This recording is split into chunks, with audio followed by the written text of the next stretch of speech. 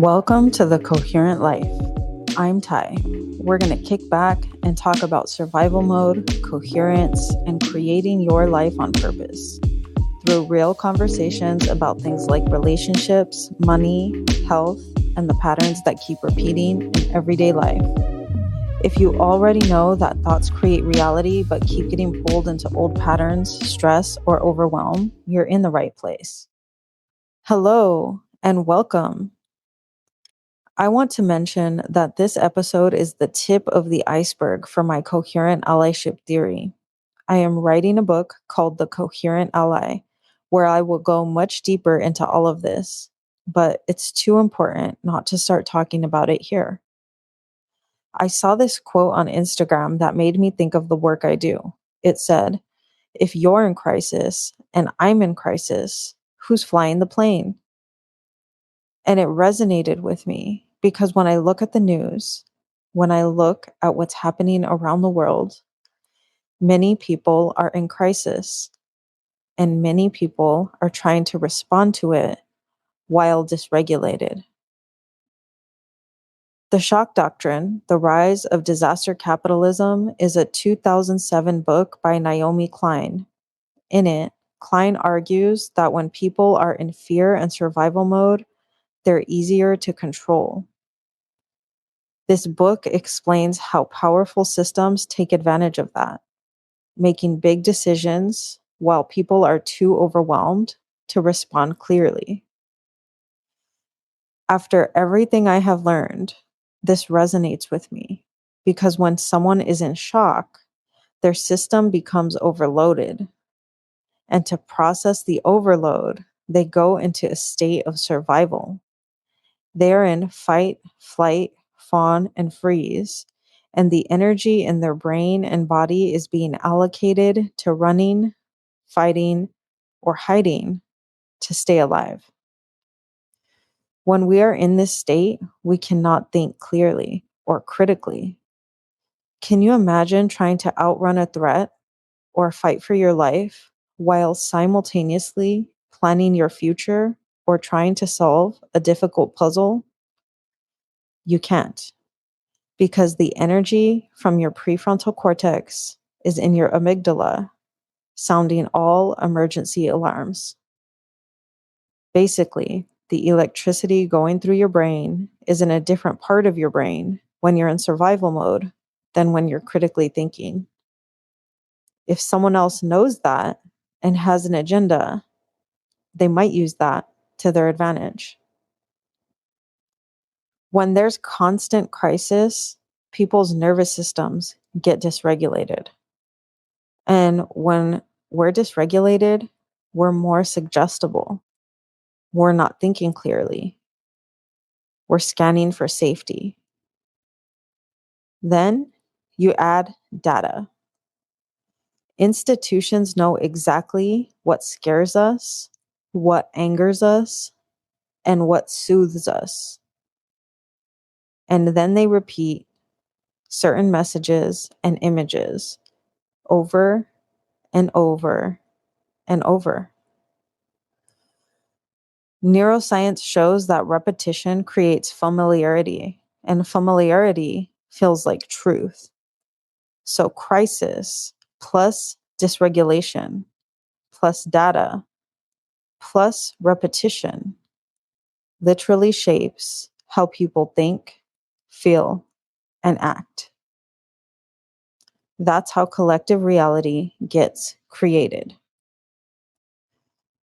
In the Shock Doctrine, Klein argues that leaders often appear on media outlets after a collective shock, knowing that people are more suggestible in those moments. But then who reinforces the collective deregulation? We do. We reinforce it among ourselves through peer policing. From a place of fight, flight, fawn, or freeze, we begin to tell each other what the quote right thing to do is. We don't stop there. We create shame campaigns against those who don't follow. We cancel each other. which creates a false sense of safety for the counselor and a message to follow suit and a survival signal to the canceled. And many times, peer policing works. It moves people to action. But unfortunately, it often leads to performative allyship because no one wants to be deemed a bad person or get kicked out of the tribe.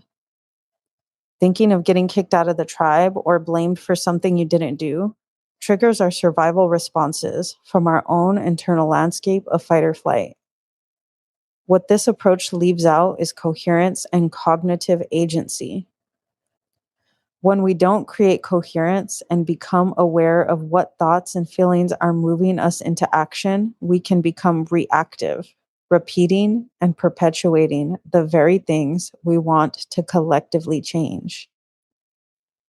Einstein said, "We cannot solve our problems with the same thinking we used when we created them." And he was right. To create sustainable collective solutions, we have to begin within ourselves at the most fundamental level, our nervous systems and our thoughts.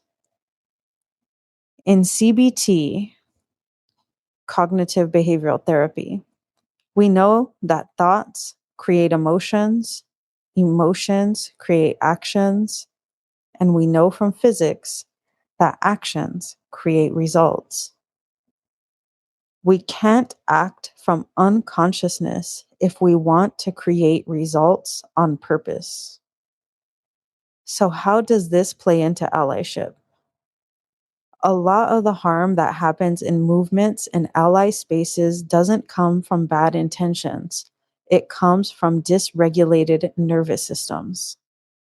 When people operate from fear, urgency, shame, or a need to prove themselves, they begin acting unconsciously. They rush, they shame, they perform, they shut down, they try to control. And even when they're air quotes on the right side, those survival responses end up creating burnout, division, mistrust, and short-term wins that don't last. In the Coherent Ally, I have a whole chart that maps out how these automatic thoughts lead to fight, flight, fawn, or freeze, and what to replace those thoughts with.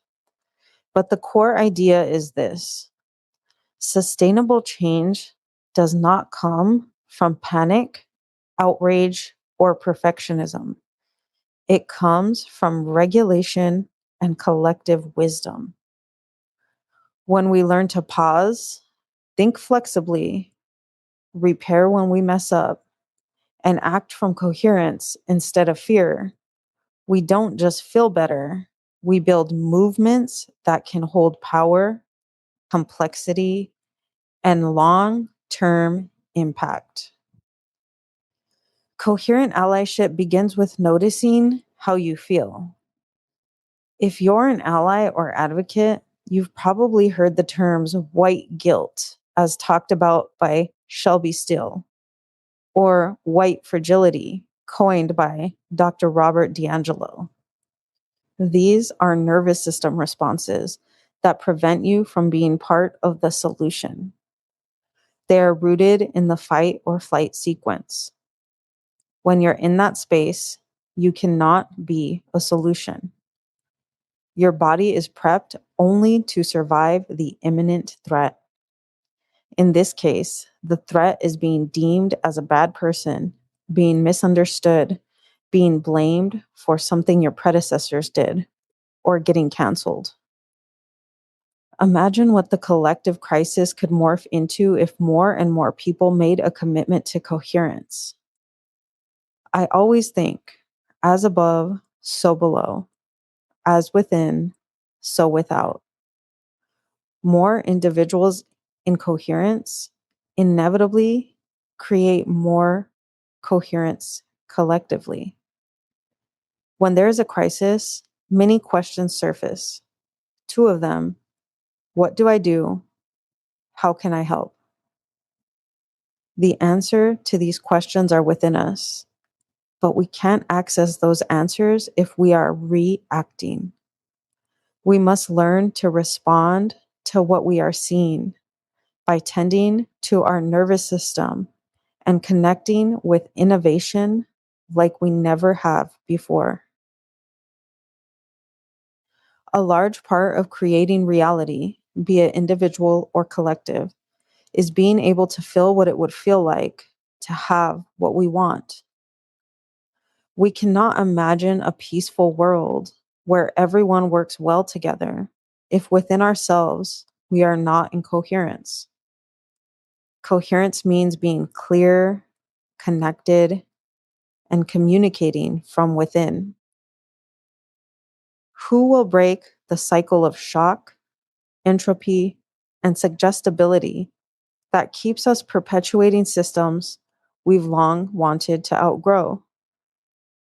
Nobody can but ourselves. You can break the cycle within.